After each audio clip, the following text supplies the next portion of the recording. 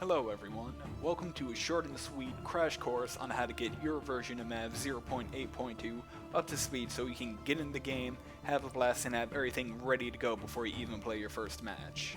First and foremost, head on down into the description and join the two Discord channels that are shown down there.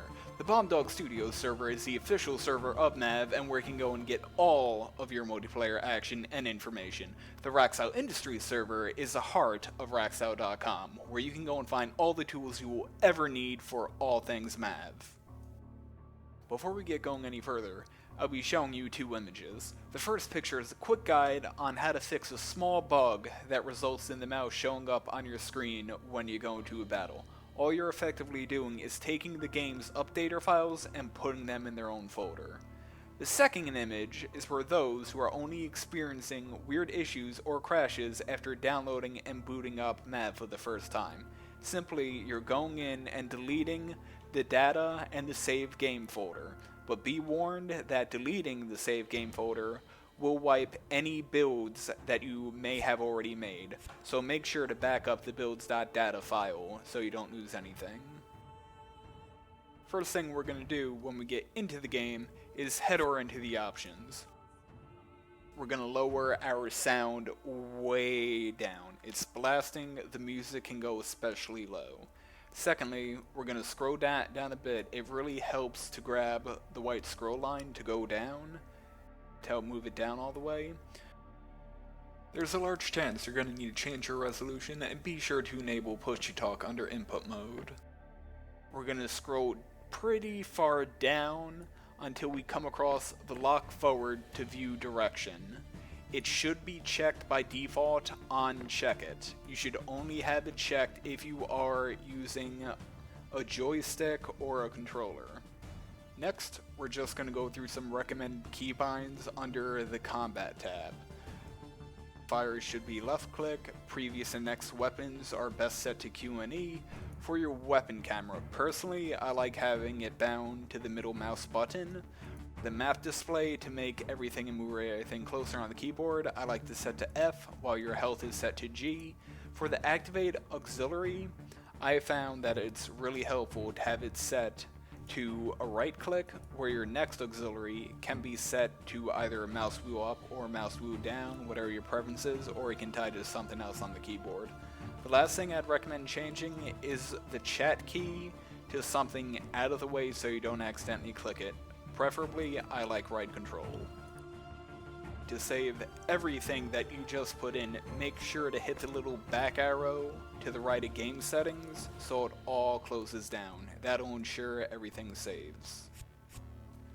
Now, we're going to head off into the garage and go through the very raw basics. We're going to click the part panel, and then it's going to show up a handful of things. The part type shows the general raw things that we can have, mobility, cockpit, generator, etc, etc. We would want to click on one to go down to subtypes to show the list of how all of these are broken down bit by bit. For example, if we click on mobility and we just want to see biped chassis, we're going to click on biped in the subtypes. If we head on down into attributes, and we're being very picky on the part that we want a certain armor, certain health, we can use the current setup to find exactly what we want. All you gotta do is punch in the numbers and you should be good to go. The last thing you'll find in the parts panel is the parts research tab. This is where you can go research and be able to use any and all parts that are in the game. To gain research points, you need to go into battles and play through the whole battle to completion. Make sure you see the victory or defeat screen before you back out of the game so it's guaranteed you get those research points. Now, we're on to the basics of the actual garage. The first couple of things to get yourself all situated and moving around, you're able to right click and hold to rotate around the garage. You're able to use your mouse wheel to zoom in and out, And by left clicking on parts and holding, you're able to drag them around. When we get into placement of parts, we're going to have a little rainbow marker going from the connection joint you want to connect to the connection joint on your MAV that you are building. Whichever points are connected by the rainbow bridge will be what snaps when you release. Another thing we can do is right click a part both when it's attached to your build and not when it's attached to your build. It'll come up with a whole menu to do. The little eye sign on the top is some basic information on the part. The little arrow on the right side of the circle is a duplication button in case you need additional ones of those parts. And the one on the bottom, the trash can, it deletes the part. One thing I cannot stress enough is when you are clicking on the buttons, try to make sure any parts are not underneath the buttons when you click, as that could accidentally lead to you grabbing a part underneath the button. It really helps to rotate your build just enough so whatever button you're clicking is not underneath the button.